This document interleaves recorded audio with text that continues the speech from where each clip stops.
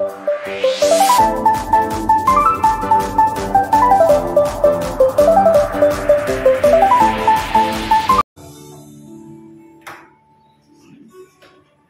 Bapa kami yang di surga, Bapa yang penuh kasih, sebab Engkau adalah kasih. Kasih-Mu tak terbatas, Kasih-Mu ajaib, Kasih-Mu Kau curahkan kepada kami untuk menebus dosa-dosa kami ya Tuhan. Terima kasih untuk kasih-Mu yang ajaib ya Tuhan. Pagi hari ini Bapa, kami buka hati kami. Kami serahkan hidup kami. Penuhilah kami dengan firman-Mu. Berbicaralah ya Tuhan kepada kami pribadi lepas pribadi, agar kami boleh dikuatkan, bahkan juga ditegur, dibentuk, sehingga kami boleh menjadi pelaku firman. Terima kasih Bapa di dalam surga. Kami serahkan pemberitaan firman Tuhan ini dalam tangan-Mu. Berbicaralah kepada kami siap mendengar. Di dalam nama Tuhan Yesus Kristus kami berdoa. Haleluya. Amin. Silakan duduk. Selamat pagi. Salam. Salam. Salam. Salam. Puji nama Tuhan. Bisa ditayangkan? Mati. Baik. Bapak Ibu dikasih Tuhan, hari ini khotbah saya berjudul Hidup dalam Kasih. Berkenaan beberapa hari lalu merupakan dirayakan banyak orang Hari Kasih Sayang, Valentine's Day. Hari di mana orang-orang menyatakan kasihnya kepada orang yang dikasihi. Hari Jumat kemarin pas tanggal 14 itu saya nggak masuk sekolah karena ada pemeriksaan darah, ya, medical check up, ngambil cek darah lengkap. Tapi di sekolah saya mendapatkan sepotong coklat sebagai tanda kasih sayang dari seorang guru. Kita mungkin juga merayakannya, mungkin ada di antara kalian juga ada yang merayakan hari kasih sayang. Tapi mungkin juga ada yang biasa-biasa saja, lupa, nggak tahu pokoknya itu urusan anak muda. Kalau yang tua-tua biasanya begitu. Anak muda sajalah. Ya. Oleh sebab itu hari ini saya mau kita bersama-sama belajar tentang kasih, hidup di dalam kasih. Pertanyaan saya adalah, apakah makna kasih bagi hidup saudara? Oh, nggak bisa ya? Bisa dibantu di situ kan? Apakah makna kasih itu bagi kita? Adakah kasih itu nyata dalam hidup kita sehari-hari? Kita mungkin berpikir, apa sih kasih itu? Ya, kasih itu ya saling sayang-sayangan, saling membantu, saling, ya kan gitu ya. Tapi apakah kasih itu nyata dalam hidup kita sehari-hari? Di dalam keluarga, di dalam hubungan satu dengan yang lain, di dalam gereja, di dalam pekerjaan, apakah nyata kasih itu bagi kita? Next. Lalu seberapa sering kita menyatakan kasih kepada pasangan kita? Coba pikir-pikir. Ini buat yang sudah berpasangan tentunya ya. Yang belum berpasangan gak usah mikir. Yang sudah suami istri saja pertanyaannya ini. Seberapa sering kita mengatakan cinta kepada istri, kepada suami? Lalu kapan terakhir kali ya, kita menyatakan cinta kita kepada pasangan kita? Apakah kita pernah melakukan atau ya udah tua Pak, nggak usah lagi? Kalau menurut para ahli katanya itu harus tiap-tiap hari ada pernyataan cinta, ya. Jangan cuma pada waktu pacaran. Pada waktu mengucapkan janji nikah, aku akan menerima engkau dengan segenap hatiku dalam susah dan senang, dalam sakit ataupun sehat. Janjinya begitu tanda cinta banget. Pokoknya gunung tinggi dan kudaki lautan luas dan kuseberangi demi kamu. Mungkin kita juga bilang begitu karena saking cintanya. Saya itu demi mendapatkan istri rela naik ke gunung tinggi, ke gunung kidul gitu ya. Nah itulah cinta kita kepada pasangan kita. Lalu ini kok gak mau ya? Dibantu di sana. Kasih adalah anugerah terbesar yang kita terima. Ini harus kita bahwa Yesus Kristus mati adalah kasih yang terbesar yang pernah ada di dunia ini. Tidak ada kasih yang lebih besar dari itu. Kata Yesus sendiri, tidak ada kasih yang lebih besar daripada kasih seorang sahabat yang menyerahkan nyawanya bagi sahabat-sahabatnya. Itulah kasih Yesus, kasih Allah kepada kita yang begitu besar. Next. Nah, seorang Kristen harus hidup di dalam kasih. Kenapa? Karena dia sudah ditebus, sudah merasakan kasih Kristus, sudah merasakan kasih Bapa. Dan kali ini kita akan belajar dari 1 Korintus pasal 13 ayat 1 sampai 3. Mari kita membaca 1 Korintus 13 ayat 1 sampai 3. Mari kita baca. Saya baca ayat 1, saudara baca ayat 2, nanti kita baca ayat 3 bersama-sama.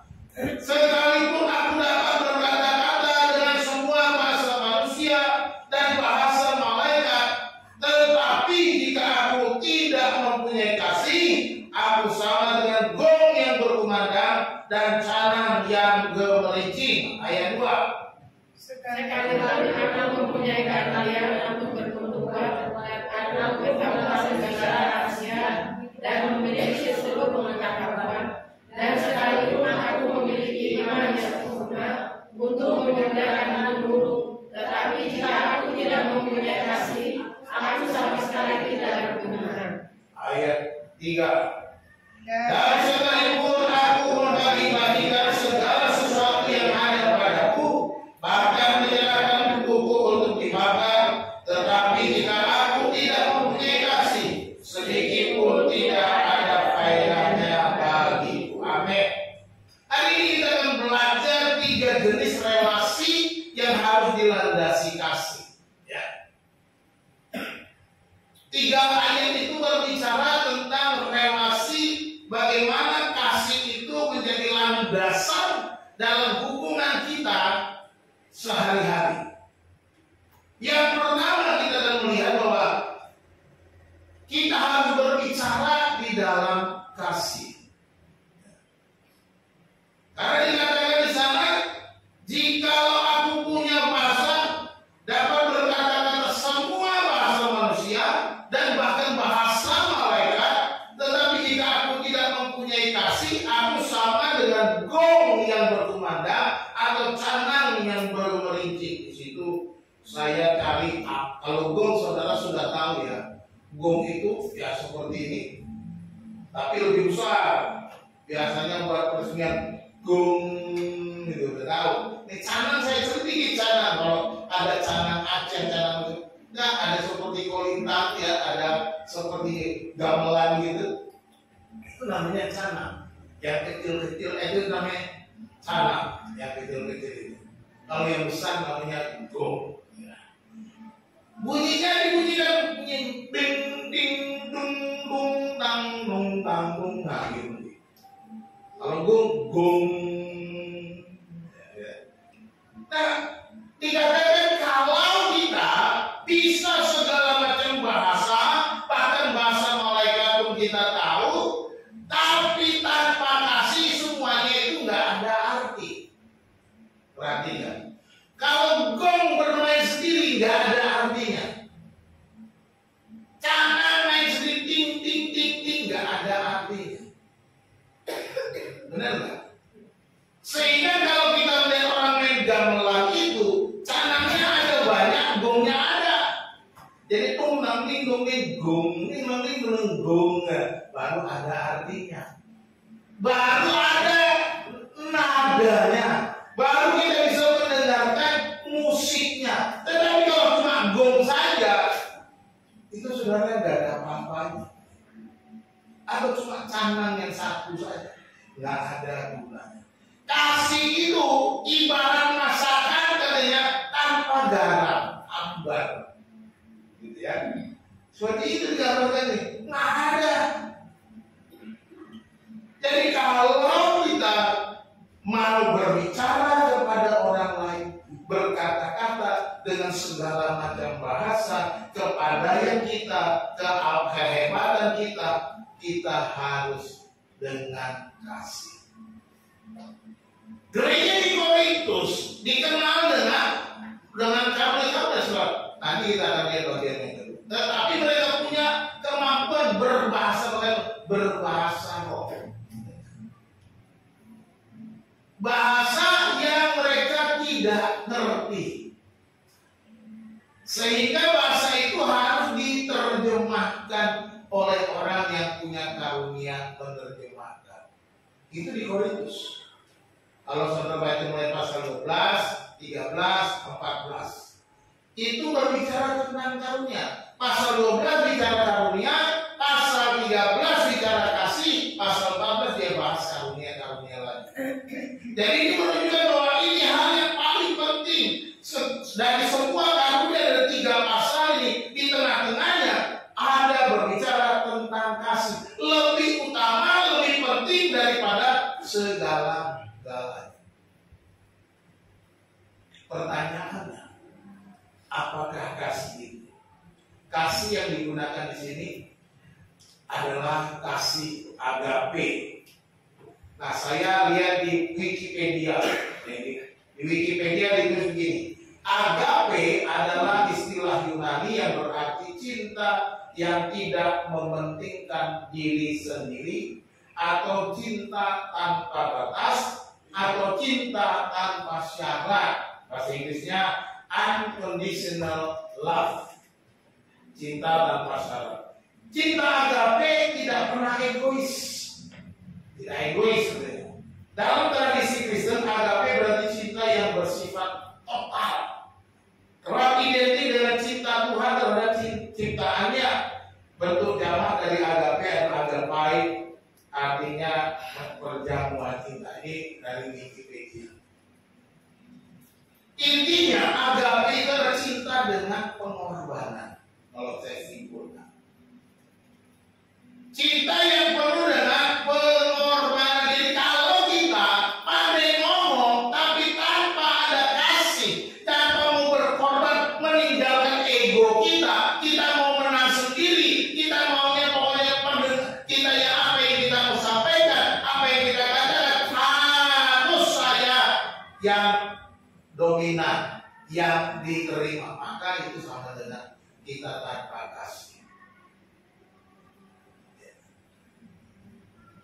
Tetapi kita diajarkan supaya kita juga mau mengorbankan ego kita. Jangan hanya berbicara, jangan hanya pandai ngomong, jangan hanya pandai berbicara, banyak bicara, tetapi tidak mau mendengar, tidak mau menerima pendapat orang lain. Jadi di sini diajarkan supaya sekalipun kita pandai dalam berbagai macam bahasa, tapi tanpa kasih nggak ada artinya.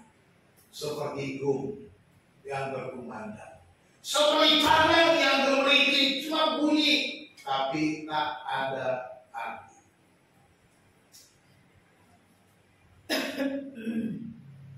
Jadi mari kita perhatikan. Gamelan canang itu kalau sudah disusun dengan solmisasinya baru dia bisa punya nada. Seperti senang gitar, disusun, dipencet-pencet, pencetannya ya kan, dibunyikan punya nada. Seperti keyboard, disusun solmisasinya baru ada nada. Kalau satu tuh ting ting ting ting sama, nggak ada Pak. Jadi mari kita sebagai orang percaya ketika kita berbicara ke dalam keluarga, kepada suami, kepada istri, kepada anak-anak, kepada orang tua dengan kasih, ya, dengan penuh kasih. Kasih itu apa? Coba baca ayat selanjutnya. Kasih itu sabar. coba yang keras, jangan malu-malu. 1 Korintus 13 ayo, yang keras 1, 2, 3. Kasih itu sabar, kasih itu murah hati, ia tidak cemburu, ia tidak membanggakan diri dan tidak sombong. Terus, masih. Ia tidak melakukan yang tidak sopan dan tidak mencari keuntungan diri sendiri. Ia tidak memarah dan tidak menyimpan kesalahan orang lain. Ayat 6 terus. Ia tidak bersukacita karena ketidakadilan, tetapi ia bersukacita karena kebenaran. 7. Ia menutupi segala sesuatu, percaya segala sesuatu, mengharapkan segala sesuatu, sabar menanggung segala sesuatu. Ini kasih. Jadi kalau kita mau berkomunikasi di dalam keluarga harus ada ini. Sabar, murah hati, tidak sombong, tidak menggunakan, tidak melakukan yang tidak sopan, tidak mencari keuntungan bagi dirinya sendiri, tidak memarah, tidak menyimpan kesalahan orang lain. Siapa di sini yang suka menyimpan kesalahan orang lain? Bertobat, itu kasihnya nggak ada. Ia tidak bersukacita karena ketidakadilan, tetapi karena kebenaran. Ia menutupi segala sesuatu, percaya segala sesuatu, mengharapkan segala sesuatu, sabar menanggung segala sesuatu. Sabar. Inilah yang dikatakan kasih itu sudah didefinisikan di sana. Apa isinya kasih? Itu bukan definisi, tapi isinya kasih itu sudah jelas. Jadi mari kita ketika kita berkomunikasi kita perlu kasih. Amin. Yang kedua, ayat yang kedua berbicara tentang melayani dengan kasih. Next ayat. Melayani dengan kasih. Dikatakan di dalam ayat ini, ayat 2, sekalipun aku mempunyai karunia untuk bernubuat dan aku mengetahui segala rahasia dan memiliki seluruh pengetahuan, dan sekalipun aku memiliki iman yang sempurna untuk memindahkan gunung, tetapi jika aku tidak mempunyai kasih, aku sama sekali tidak berguna. Jelas di sini. Ini karunia. Karunia dipakai untuk apa? Untuk pekerjaan pelayanan. Ketika kita melakukan pelayanan, layanilah Tuhan dengan penuh kasih. Ya. Walaupun kita dikatakan punya karunia yang hebat-hebat, bisa bernubuat, tahu segala rahasia, bahkan memiliki seluruh pengetahuan orang pintar, dan sekalipun bisa punya iman memindahkan gunung katanya, tapi tanpa kasih sama sekali tidak berguna. Jelas sekali. Kalau kita mau melayani Tuhan, layanilah Tuhan dengan penuh kasih. Bukan mencari nama, bukan mencari hormat, bukan mencari keuntungan. Kalau dikatakan kasih tidak mencari keuntungan diri sendiri. Lakukan pekerjaan pelayanan dengan penuh kasih. Karena di gereja seringkali terjadi ini ditegur oleh Rasul Paulus, mereka menjadi sombong karena merasa apa? Oh, dia punya karunia bernubuat, aku lebih hebat.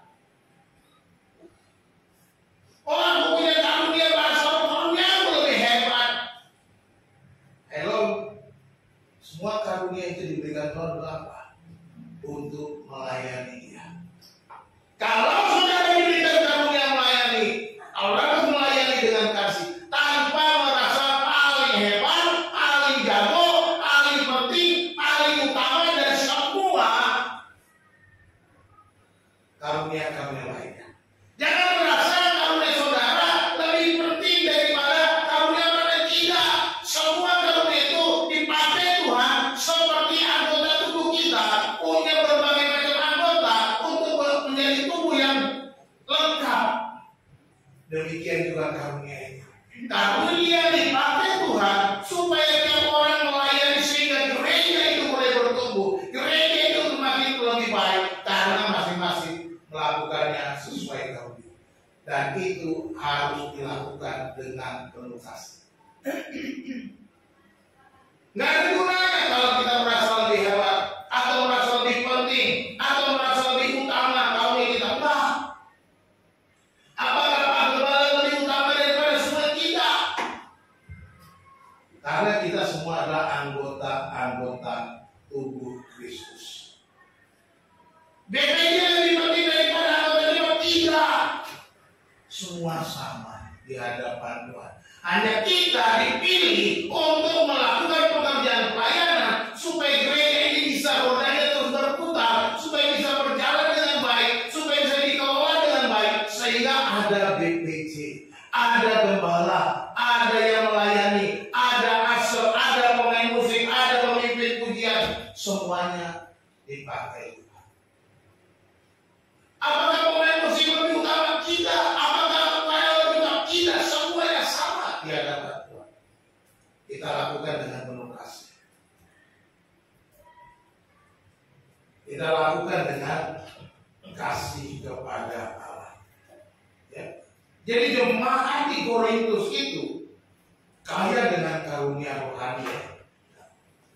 Dikatakan dalam ayat yang ke-7, demikianlah kamu tidak kekurangan dalam suatu karunia pun, sementara kamu menantikan kenyataan Tuhan kita Yesus Kristus. Mereka penuh dengan karunia.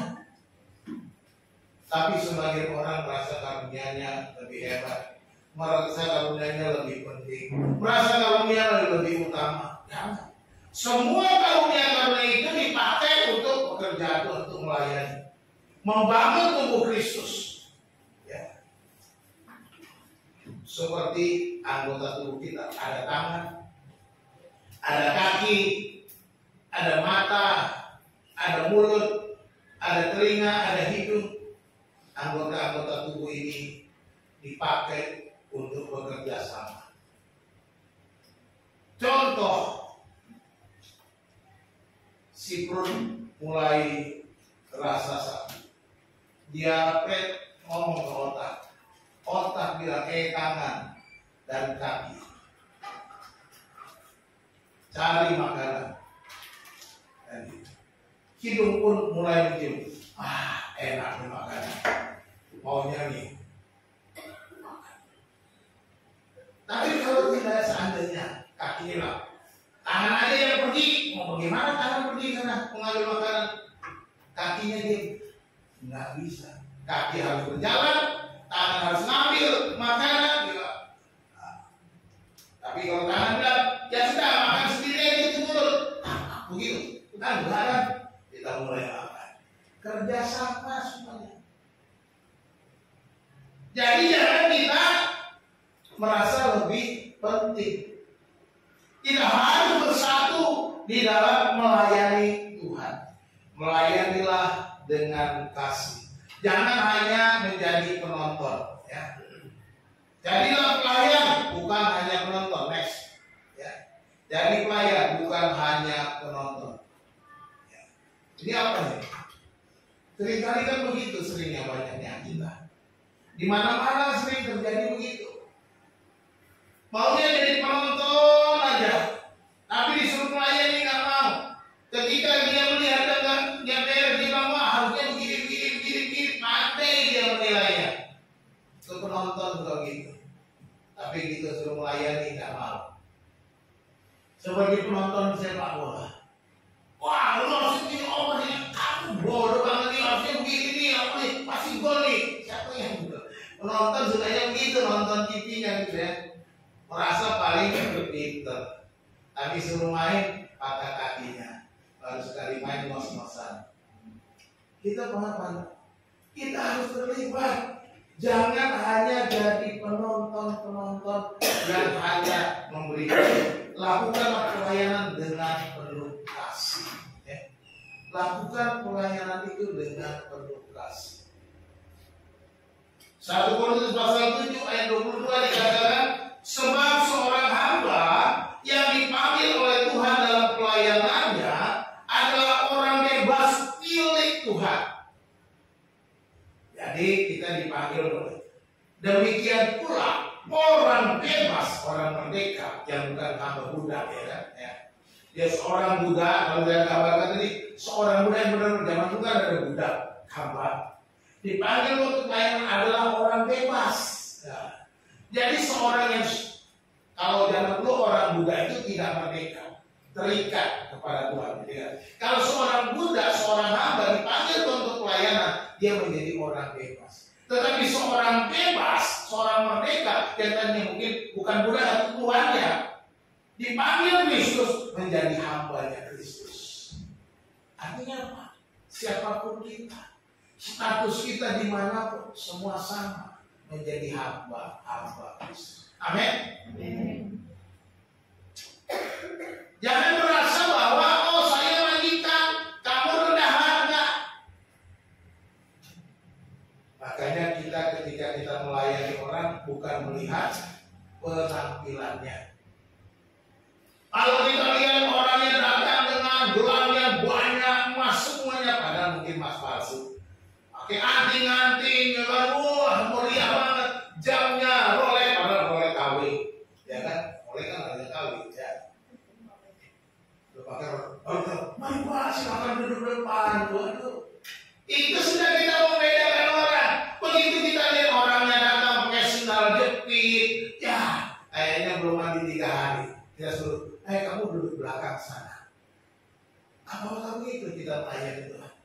Kita sudah membedakan orang, kita sudah tidak melayani dengan kasih. Tapi kita harus melayani setiap orang sama di mata Tuhan. Tidak boleh membeda-bedakan orang oleh karena penampilannya.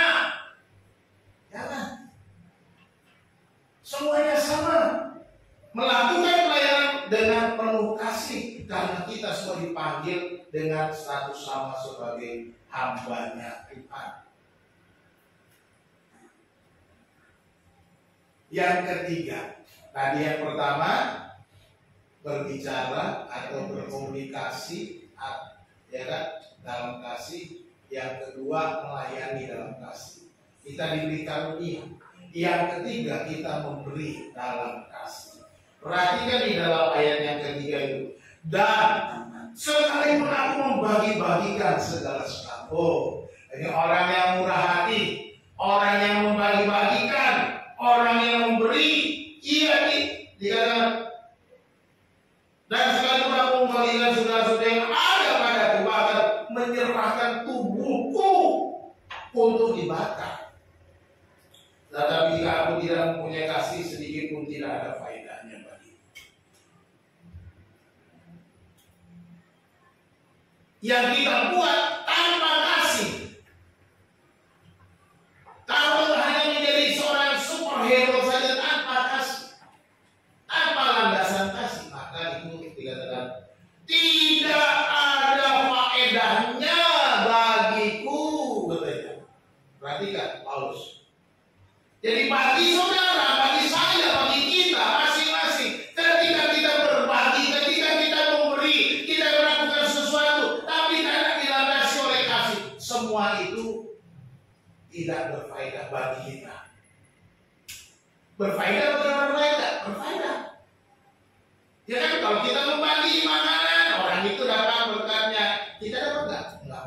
Karena kita membagi makanan bukan karena kasih.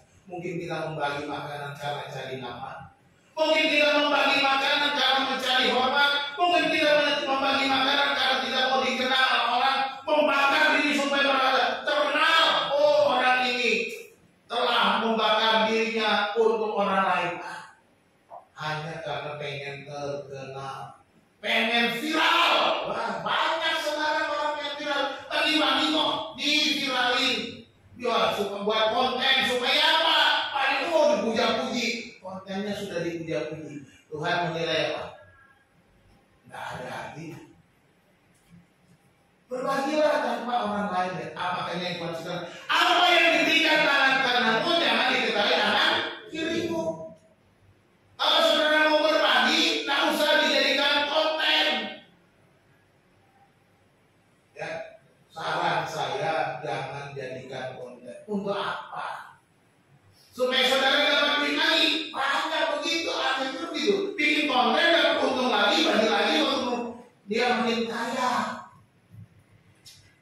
Karena banyak yang pemasukannya lebih banyak daripada yang dikeluarkan.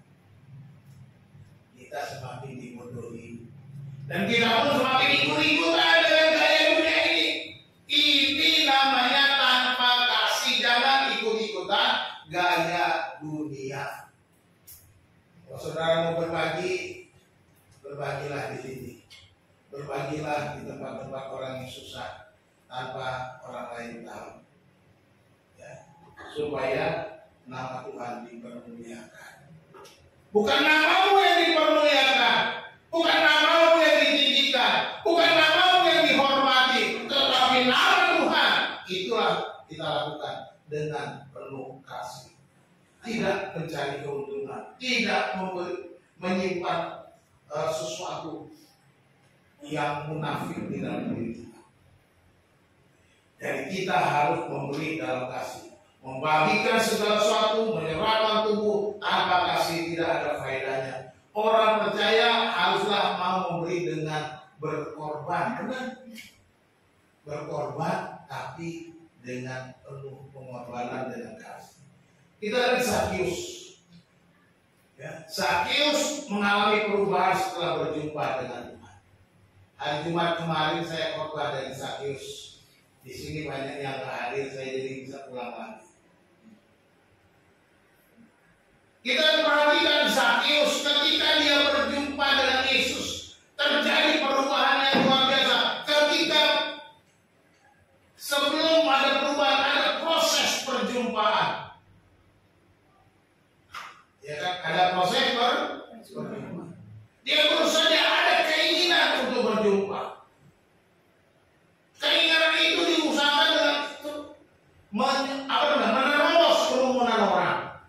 Tetapi oleh banyaknya kerumunan orang dan badannya pendek, dia tidak bisa melihat Yesus. Akhirnya karena ada keinginan, ada tekad. Tekadnya apa? Dia panjang pohon ara. Ya, nggak mau putus asa. Itulah tekad. Jadi kalau kita mau berjumpa dengan berkat Tuhan, berjumpa dengan Yesus, supaya Yesus mengubah hidup kita, kita punya keinginan, kita punya tekad, apapun yang terjadi kita harus berusaha. Yang ketiga, kesediaan, keterbukaan hati. Ketika Yesus berkata, "Hei Sakius, turunlah, aku mau menumpang ke rumahmu," dia bersedia dan dia menerima Yesus di rumahnya.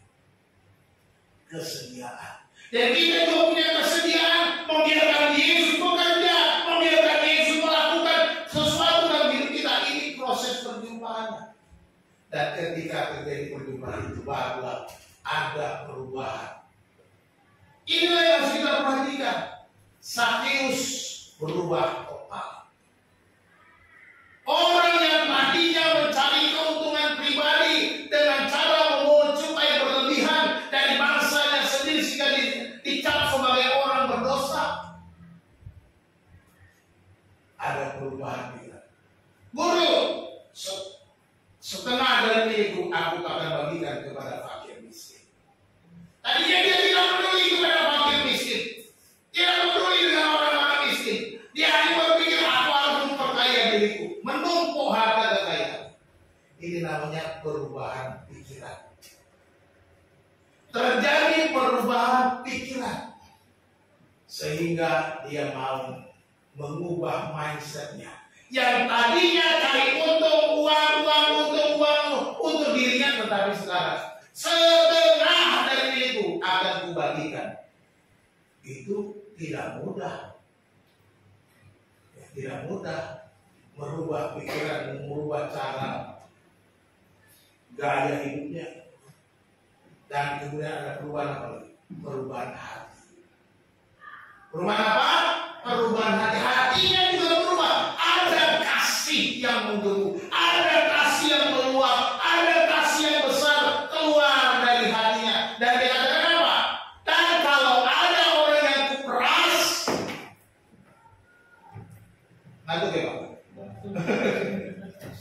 Kalau ada orang yang kuberas, akan kembalikan berapa kali lipat?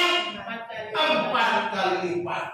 Oh, kalau dia peras 1 juta, dia kembalikan 4 juta. Kalau dia peras 10 juta, dia kembalikan 40 juta. Kira-kira begitu. 4 kali. Ini masalah hati. Bagaimana bisa berubah? Karena berjumpa dengan Yesus. Karena orang ini pun anak Abraham. Perubahan pikiran, perubahan hati. Lalu yang ketiga, siapa yang datang tadi malam? Alimat. Perubahan apa? Masya Allah, sudah berubah. Ayo, yang datang, yang absen.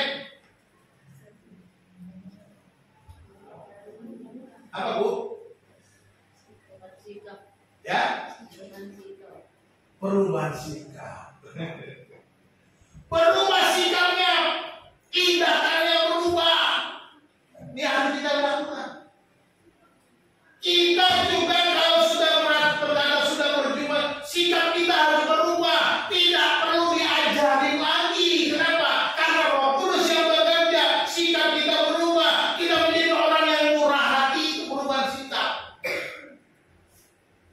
Ya, berubah menjadi murah hati.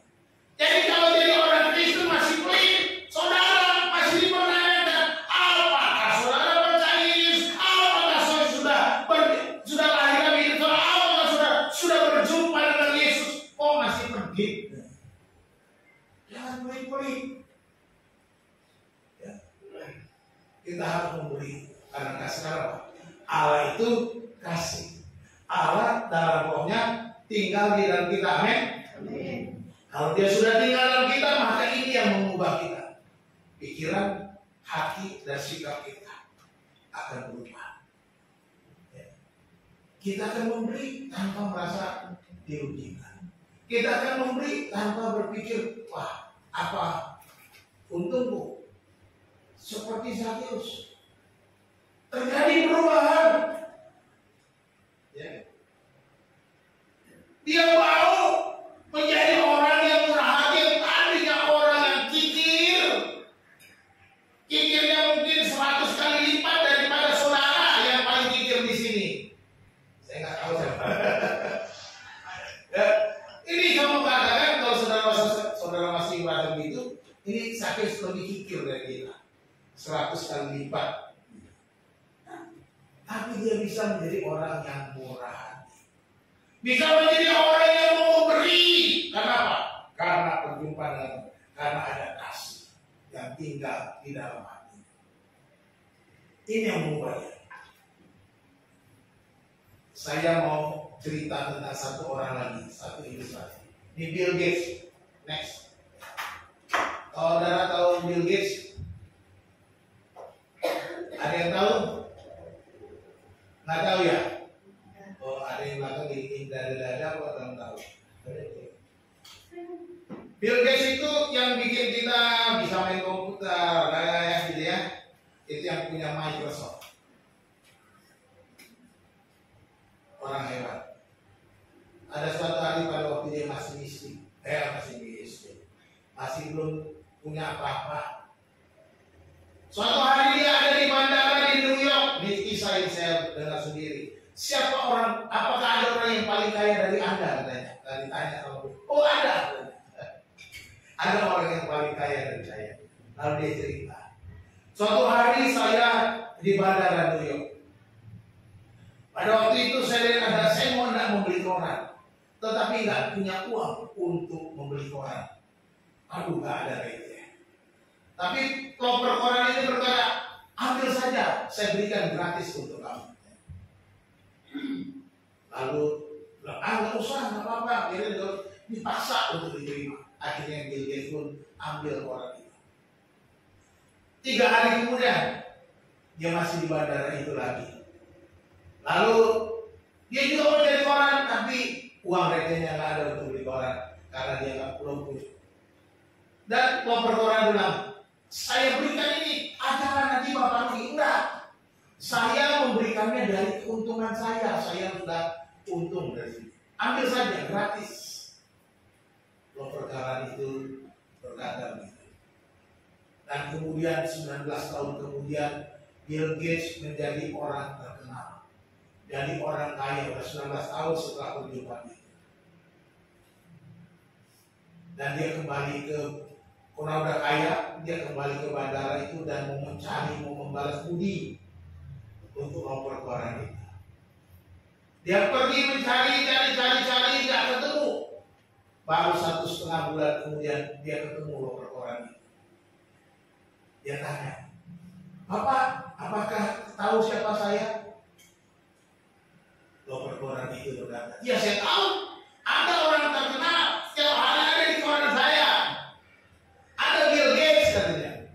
Dia bilang gitu. Tapi Pak ingat nggak 19 tahun yang lalu? Saya kesini 2 kali. Bapak berikan koran gratis. Oh, saya ingat 19 tahun yang lalu Anda tidak bisa membeli koran saya. Terus dia bilang apa? "Pak, sekarang saya mau membalas kebaikan Bapak. Supaya kita sama, seimbang.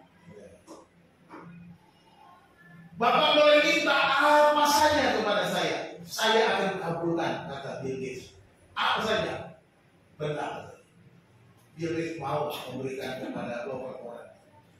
Tapi apa kata loper koran? "Mau seimbang dengan saya?" "Oh, nggak bisa." "Loh, kenapa nggak bisa?" "Ya kamu nggak bisa seimbang dengan saya. Kenapa?" Bill Gates bingung. "Saya memberi kamu koran pada waktu saya masih miskin. Tapi kamu mau memberi saya dalam keadaan kaya, itu dari kelebihan kamu. Kamu nggak bisa seimbang dengan saya. Karena kamu mampu memberi, saya memberi dengan apa yang ada pada saya." Barulah Bill Gates berkata, "Wow, inilah orang paling kaya di dunia. Punya hati. Yang mau memberi bukan karena dia sudah kaya. Dia mau memberi karena mau menolong orang lain. Ada kasih." Bapak Ibu dikasih Tuhan, saya mungkin percaya Bill Gates juga tetap akan memberi menolong orang-orang itu, sehingga tidak perlu jualan koran lagi mungkin. Saya nggak tahu kisah selanjutnya. Tetapi saya percaya, jangan menunggu kita kaya raya baru berbuat sesuatu. Lakukan segala sesuatu kapan saja, di mana saja, saat saudara harus melakukannya, lakukan itu. Jangan menunggu-nunggu dan jangan menunda-nunda. Ada gunanya. Seperti saya pernah ceritakan, waktu belum seperti ini pelayanan, saya pelayanan masih naik angkot kemana-mana, naik sepeda. Mahasiswa saya sakit, lalu saya pulang pelayanan, saya datang ke rumah sakit untuk besuk, mau melihat keadaannya sama Bu Hana. Amplop habis pulang pelayanan masih di kantong, belum saya kasihkan Bu Hana. Lalu kami ke rumah sakit, saya tanya, "Kamu sudah sehat atau belum pulang?" "Iya Pak, pengen pulang. Ini kakak saya datang mau urus kamu pulang." "Terus apa yang masih masalah?" "Uang kami masih kurang Pak." "Uangnya kurang berapa?" "Kurang 300.000 Pak." Zaman itu belum ada BPJS. Lalu saya buka amplop uang pelayanan saya. Enggak, saya tuh enggak. Saya lihat uangnya 300.000 pas-pasan. Saya langsung bilang, "Ini ada berkah 300.000. Pulang, segera urus kepulangan." Rupanya Tuhan saya suruh saya untuk melayani supaya saya dapat uang, supaya saya bisa bantu orang lain untuk bisa keluar. Saya nggak tunda-tunda. Saya bisa saja menahan itu, karena hak saya. Saya bisa saja membagi separuh, itu hak saya. Atau saya kasih 100, 200 kasih Bu Hana, bisa saja. Tetapi kami sepakat, kami kasih semua. Dan Bu Hana nggak protes. Dan kami nggak kekurangan. Jadi mari kita memberi, berbagi dengan kasih, bukan asal mencari hormat, mencari nama. Karena kalau tanpa kasih, dikatakan tidak ada faedahnya bagiku, nggak ada. Kalau saya memberi tanpa kasih, nggak ada faedahnya bagi saya. Jadi mari kita memberi. Seperti Robert Koran itu, dia tidak berharap apa-apa. Dia tidak pernah berpikir Bill Gates akan mengisi headline news dari koran-korannya setiap hari. Dia tidak pernah berpikir Bill Gates juga akan kembali mengingat dia. Dia tidak pernah berpikir orang ini akan balas budi. Tidak ada itu. Dia hanya kata, ambil saja gratis. Saya berikan untuk Anda. Jadi mari kita sebagai orang percaya, sebagai orang Kristen, memberilah dalam kasih. Jangan asal memberi atau memberi untuk mencari nama, untuk mencari tenar, untuk bikin konten. Jangan. Berilah dalam kasih. Apa yang diberikan tangan kananmu tidak perlu diketahui oleh tangan kiri. Simpulannya kasih. Kasih adalah landasan seluruh hidup kita. Di seluruh hidup kita, di seluruh aspek hidup kita, apapun itu, di dalam keluarga, rumah tangga, pekerjaan, kehidupan kita sehari-hari, sekolah dan sebagainya, landasannya harus kasih. Ya. Sebab apa? Sebab Allah adalah kasih. Jadi segalanya akan menjadi sia-sia tanpa kasih. Apa saja? Ketika kita berkomunikasi tanpa kasih, enggak ada. Ketika kita melayani tanpa kasih, enggak ada. Ketika kita memberi tanpa kasih, tidak ada guna. Semuanya sia-sia. Hidup dalam kasih. Next. Yang pertama apa? Kita berbicara dalam kasih. Jagalah setiap kata untuk tidak menyakiti orang lain, terlebih lagi keluarga Anda. Mari kita mulai dari keluarga. Jangan sakiti hati istrimu, suamimu, anak-anakmu, orang tuamu. Ya, saya tiap hari dengan Bu Hana terus belajar. Jangan pikir kami juga kadang-kadang semuanya bahagia, manis-manis, enggak. Saya juga kadang-kadang diketuk dulu. Kadang-kadang karakter Bataknya muncul, jadi keras. Kata-katanya terlalu kencang. Karakter lembut orang Jawa tidak bisa terima. Nah, saya harus belajar. Ya. Tapi kalau Batak dengan Batak sudah biasa itu, teriak-teriak ujung ke ujung, kayak perang. Itu biasa. Kalau Batak sama Batak kayak perang, ngomongnya sana sini ujung. Satu di depan, satu di dapur. Wah, tidak jalan di bawah. Mungkin mereka nggak merasa terganggu. Ya. Tapi kalau saya dengan Muhammad berbicara begitu, Muhammad terganggu karena tidak terbiasa. Itu bukan karakternya. Belajar berbicara dalam kasih, lemah lembut. Kasih pasti lemah lembut. Amin. Kasih pasti memaafkan. Amin. Mari kita berbicara dalam kasih. Yang kedua, melayani. Melayani, ambillah bagian dalam pelayanan sebagai tanda kasih, sebab setiap kita dipanggil untuk melayani. Tadi kita belajar ya. Setiap kita dipanggil untuk melayani Tuhan. Ayo bagian. Puji Tuhan, kemarin rapat BPG di Cisarua, ya semuanya bersedia. Ya. Ketua Natal Pak Is bersedia, mantap, siap melayani. Masih lama gitu. Banyak panitia pasca Pak Dohat siap melayani, mantap. Ya. Ini memang sudah panggilan kita, mari kita melakukannya dengan bebas. Yang lain bagaimana? Ambil bagian, jangan cuma pengikut-pengikut. Hari kita melayani apa aja?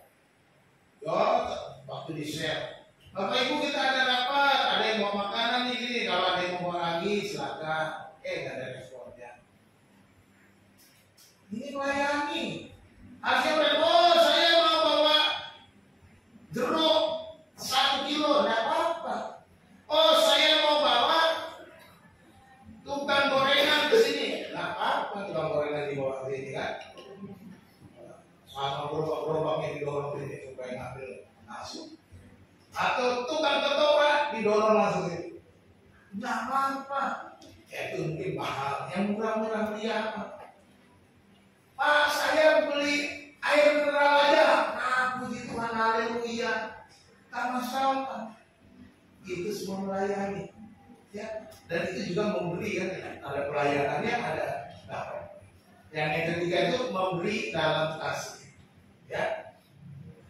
Jangan tunggu kaya baru memberi, berilah dari apa yang ada pada kita dengan kasih. Ya. Berikanlah dari apa yang ada pada kita. Apa yang ada pada kita, adanya sedikit ya bagi saja, jangan tunggu banyak. Karena ketika kita membagi yang sedikit ini, ya, yang sedikit ini kita bagi, nanti akan tambah banyak. Karena firman Tuhan ngomong apa? Orang yang menabur sedikit akan menuai sedikit, orang yang menabur banyak akan menuai banyak. Tapi kalau sedikit-sedikit lama-lama jadi bukit katanya kita. Jadi jangan sampai tidak pernah menabur. Orang yang tidak menabur tidak akan pernah menuai. Jadi berbagilah dalam kasih. Jangan menunggu kita mampu, tapi kita harus mau. Amin. Sebagai statement terakhir, kasih yaitu dalam relasi kita dalam berbicara, melayani Tuhan, dan berbagi kepada sesama, segalanya harus dilandasi oleh kasih.